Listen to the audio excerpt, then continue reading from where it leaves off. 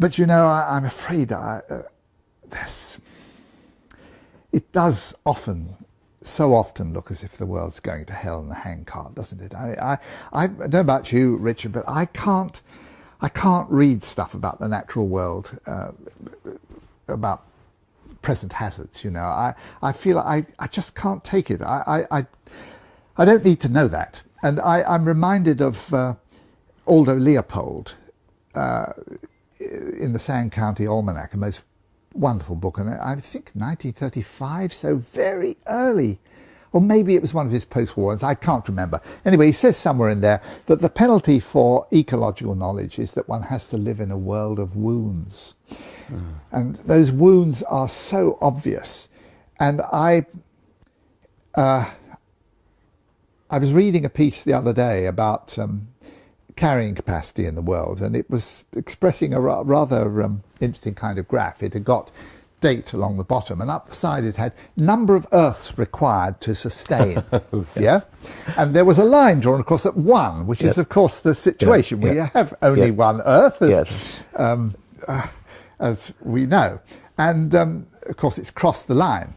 We now need at least 1.5 Earths to support us, even in the manner to which we're accustomed now, let alone when the Chinese are all 2-car families and so on.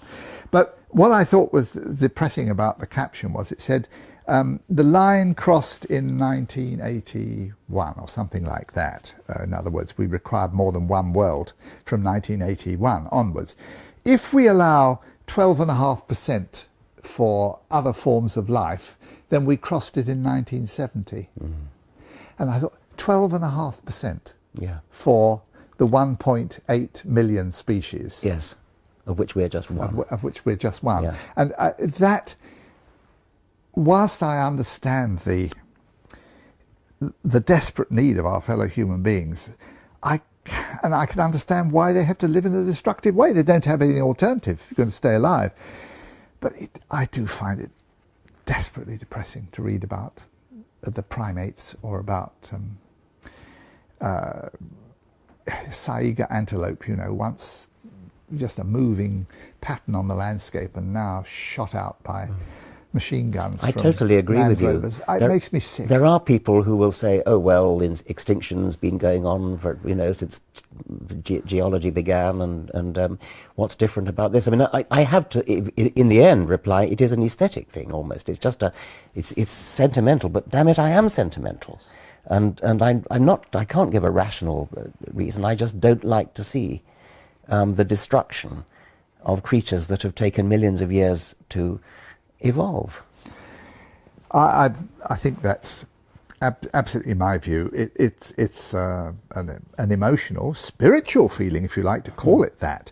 But of course, there are other hazards as well, because if we're allowing 12.5%, as these American bioeconomists were doing, what we have to reckon is that we're still depending on the life support systems of the planet, that the planet is circulating water and decent air and reasonably fertile soils and so on. We're not going to make that any easier if we are only allowing 12.5% for areas of the aspects of the world's ecology which are absolutely vital. What will happen if the boreal forest goes, if the tropical rainforest goes, and so on? So we are living more dangerously. I think it's Bob May who said that, 99% of human existence depends on 120 species of plant and animal. Yeah. And it's a complete sort of monoculture, which is incredibly vulnerable to that which will always be with us, the viruses and the bacteria who are going to evolve. They don't require any help. I would often say to students, isn't it somewhat consoling to think that, you know, there's no need for a society for the conservation of bacteria. They don't need any conserving. They're not like the honey bear or the tiger. Absolutely. But I mean, that is the danger. We are pushing ourselves, aren't we, completely up to the biggest problem of all is overpopulation, you feel? I feel that. Yes. I feel it completely.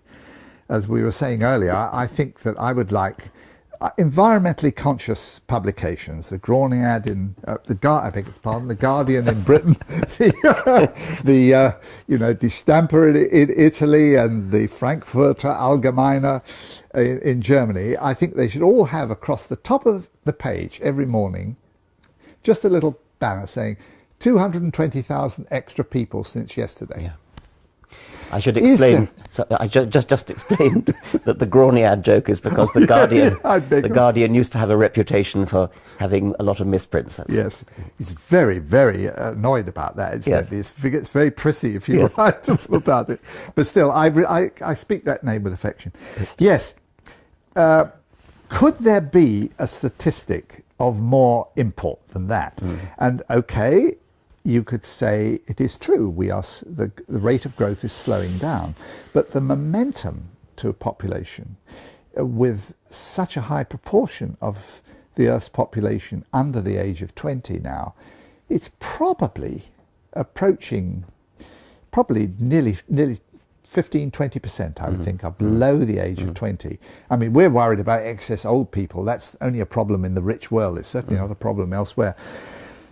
It can't slow down. And anyway, it's all very well. I've been at meetings at which people have said, oh, but there's much more recognition that, population growth is not a good thing, and more governments are now aware of this now, and so on.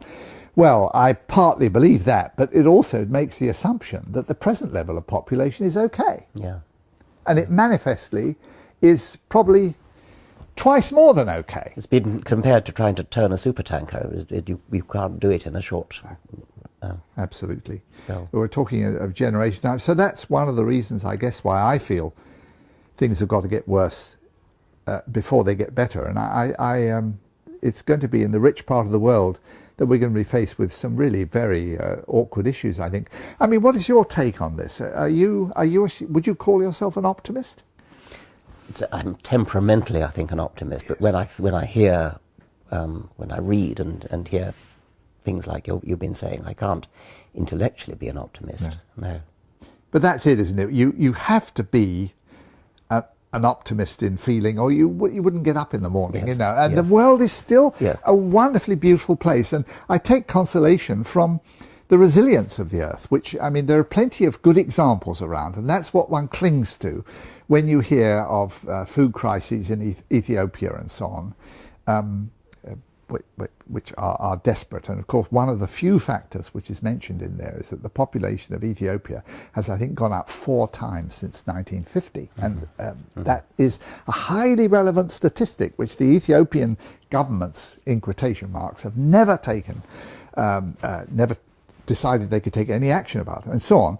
But when you hear that, you can nevertheless hear that somebody has managed in one of the most dreadful deserty areas of the Loess region in China, where there's been a complete removal of tree cover and terrible soil erosion. In 25 years, they've got decent woodland growing there with animals able to graze underneath.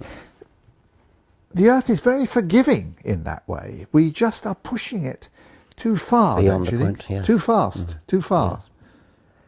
Well, Aubrey, I had a niece who was at the University of Edinburgh in the zoology department, and she had a test which was called the Manning test for whether a boyfriend would pass muster.